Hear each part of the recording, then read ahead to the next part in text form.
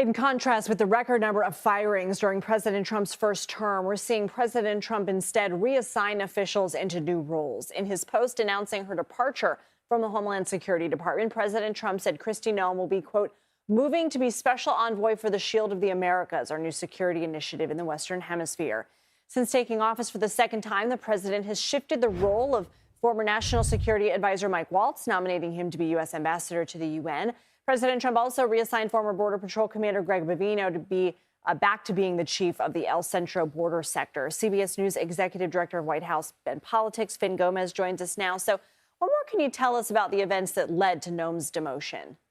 Well, Lindsay, a new report claims questions about Corey Lewandowski's role at the DHS surfaced just weeks into Kristi Noem's tenure there. According to National Review, a White House official contacted a DHS staffer in March of 2025 asking whether Lewandowski was using his influence to steer lucrative contracts to his political allies and whether there was evidence to support those allegations.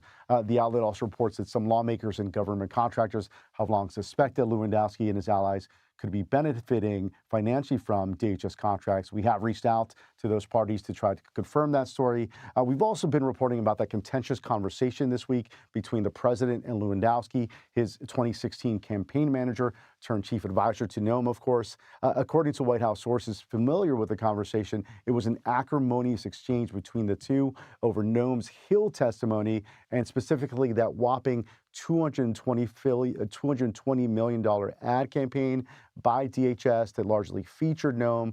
A source close to the White House tonight with direct knowledge of that fiery conversation contests that description and says it was far from contentious and described Lewandowski's call as, quote, very amicable, and that Lewandowski left with an understanding that he would be helping the president down the line in a different capacity.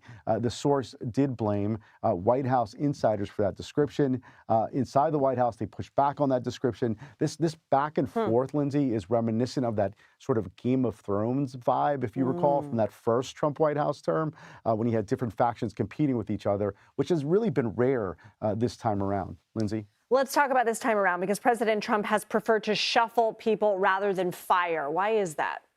Yeah, one notable pattern is that the president, in this president's second term, is that instead of outright firing top officials, he's often moved them into new roles, a shift from his first term, which we saw a record number of firings and sometimes very quick firings on social media. But this latest example of Noem, while announcing her departure, Trump praised her work on border security and immigration and said that she'll now serve in this new capacity as a special envoy for the Shield of the Americas, being a representative to the United States in the Western Hemisphere on security. And the White House says there will be more details on that soon. But we've seen similar moves before. In 2025, Trump removed Mike Waltz as national security advisor after he mistakenly included a journalist in that Signal group chat discussing some of the Houthi strikes in Yemen.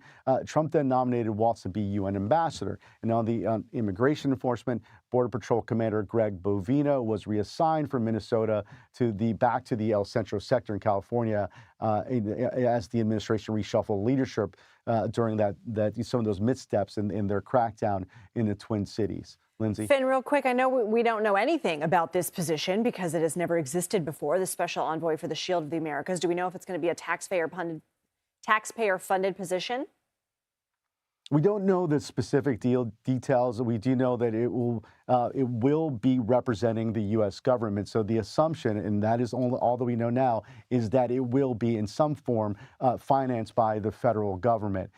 We should know more. There's a big summit happening in Doral, Florida this week in the next few days with the president and some of the leaders from the Western Hemisphere, from these Latin American countries. Lindsay, we should know more then. Fin Gómez, thank you.